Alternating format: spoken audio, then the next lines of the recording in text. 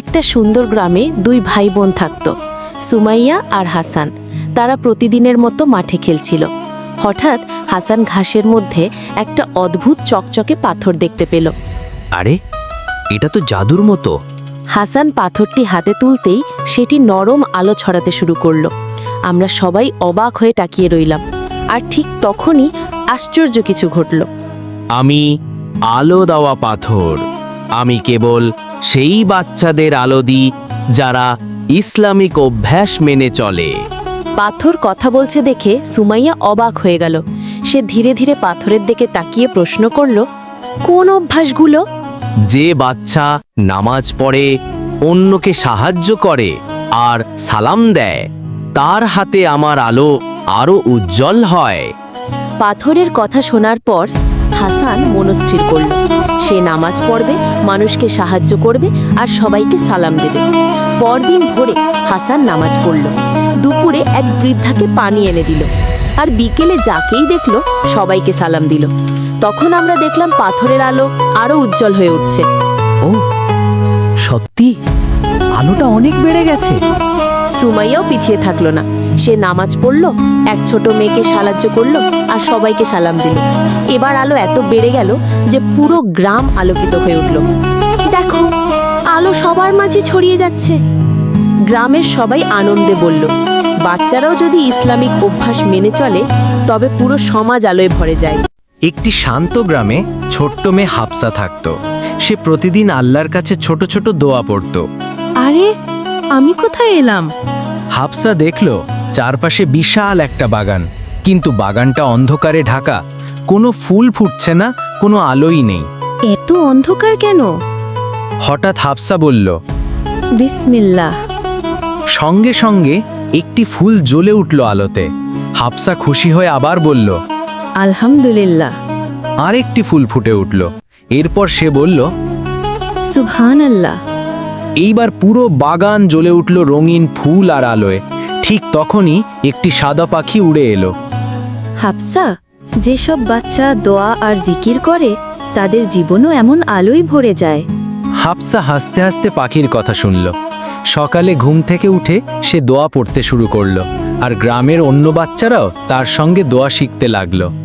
দোয়া আর জিকির করলে শুধু একজন মানুষ নয়, পুরো সমাজও আলোকিত হয়ে ওঠে। একদিন গভীর জঙ্গলে এক ছোট শিয়াল একা হাঁটছিল। জঙ্গল এত বড় আর অজানা যে সে কিছুটা ভীতল। ওহ, এই জঙ্গল এত বড়, আমি একা। যদি তারা আমাকে দেখে, আমি কি করব? হ্যালো, তুমি কে? তুমি এখানে একা কেন? আমি আমি খাবার খুঁজছি, কিন্তু একা খুঁজে পাওয়া সত্যিই কঠিন। ভয় নেই, আমরা সবাই এখানে বন্ধু। আসো, আমরা তোমাকে সাহায্য করি। তোমরা কি সত্যিই আমাকে সাহায্য করবে? অবশ্যই। আমরা দেখাবো কোথায় সব মিষ্টি ফল আছে আর কিভাবে গাছে ওঠা যায়। রাফি প্রথমবার গাছে ওঠার চেষ্টা করল। সেই কিছুটা দ্বিধা করছিল। মিমি তাকে উৎসাহ দিল। ও, আমি কখনো ভাবিনি যে বানররা এত সদয় হতে পারে। ধৈর্য ধরো, আমরা একে একে সব শেখাবো। তুমি শিখলে তোমার জীবন অনেক সহজ হবে। পরের দিন রাফি বানরের জন্য খেয়াল রাখল। তারা একে অপরকে সাহায্য করতে লাগলো। ধীরে ধীরে তাদের বন্ধুত্ব আরও দৃঢ় হলো। আমি সত্যিই কৃতজ্ঞ। তোমাদের সাহায্য ছাড়া আমি এসব ফল পেতাম না। বন্ধুত্ব মানে শুধু সাহায্য নয়, একে অপরের প্রতি বিশ্বাস রাখা। আমরা সবাই জঙ্গলের অংশ। হ্যাঁ, আমি আর কখনো একা ভয় পাবো না। বন্ধুদের সাথে মিলেই সব সম্ভব। ঠিক বলেছ। আসুন, সবাই মিলে আরো আনন্দে জঙ্গলে থাকি। এই গল্প শেখায়, কখনো একা সমস্যার মুখোমুখি হলে বন্ধুদের সাহায্য গ্রহণ করো। বুদ্ধি, ধৈর্য এবং সহযোগিতাই জীবনের প্রকৃত শক্তি। ও না, ছোট খরগোশটা একা দৌড়াচ্ছে। এটা ঠিক নয়। আমি তাকে সাহায্য করতে চাই। তুমি কোথায় যাচ্ছ? আমি আমার মাকে খুঁজছি, কিন্তু পথ হারিয়েছি। আমি ভয় পাচ্ছি। চিন্তা করো না, আমি তোমাকে তোমার মায়ের কাছে পৌঁছে দেব। চলো, আমরা একসাথে যাই। জঙ্গলে সতর্ক থাকতে হবে। আমি আপনার সাথে থাকব। দেখো, সেই শিয়ালটা আমরা ধীরে ধীরে পার হয়ে যাব। সাহসী হওয়া দরকার, কিন্তু শান্তিও থাকতে হবে। পানি পার করা কষ্টকর মনে হচ্ছে। আমি তোমাকে সাহায্য করি, হাত ধরো। ধন্যবাদ, তুমি সত্যিই একজন ভালো বন্ধু। চলো একটু বিশ্রাম করি। হ্যাঁ, আমি ক্লান্ত। দেখো, সব প্রাণী জঙ্গলে একসাথে বাস করে। আমরা সবাই শান্তিপূর্ণ থাকলে ভালো জীবন কাটাতে পারি। মা, আমি ফিরে এসেছি। হাই, আমার ছেলেকে ফিরে পেয়ে আমি খুব খুশি। ধন্যবাদ। আমি শুধু সাহায্য করেছি।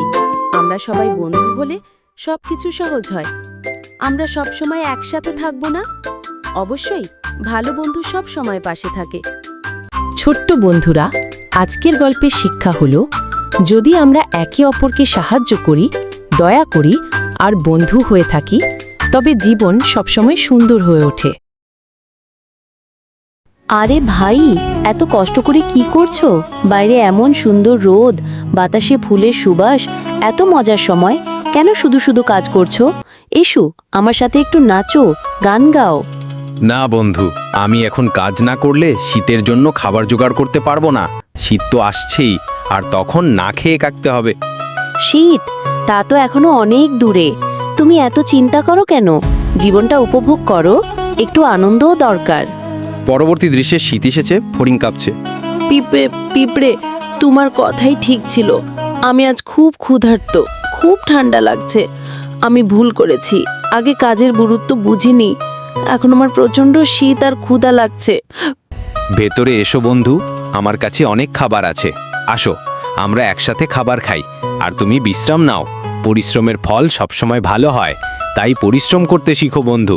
দেখো, তুমি যদি তখন আমার কথায় উল্লাস না করে কাজ করতে, তাহলে তোমার ঘরেও খাবার থাকতো। ধন্যবাদ ভাই পিঁপড়ে, আজ আমি শিখেছি আগামী সময়ের জন্য কাজ করা কত জরুরি। আর এখন আমি সত্যিই কৃতজ্ঞ তোমার প্রতি। ঠিক আছে বন্ধু, আসো, আরাম করো। আমরা একসাথে শীত কাটিয়ে তুলব। বন্ধুত্ব আর সহযোগিতার মানেই এই, বন্ধুই তো আরেক বন্ধুর বিপদে এগিয়ে আসবে।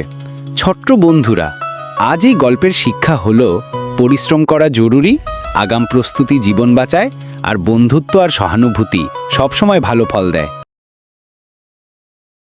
মরুভূমির নির্জন রাতে এক ছোট্ট বালক পানি নিয়ে গেল তার উটকে খাওয়াতে। সে জানতো না, আজকের রাতেই ঘটতে চলেছে এক অদ্ভুত রহস্য। উট ভাই, তোমার পিপাসা পেয়েছে তো? নাও, পানি খাও। বালক পানি দিতেই হঠাৎ উটের চোখে ঝিলিক, তার গলা থেকে অদ্ভুত সোনালি আলো বের হতে শুরু করল। আল্লাহ, এটা কি হচ্ছে? উট, তুমি কি কথা বলবে?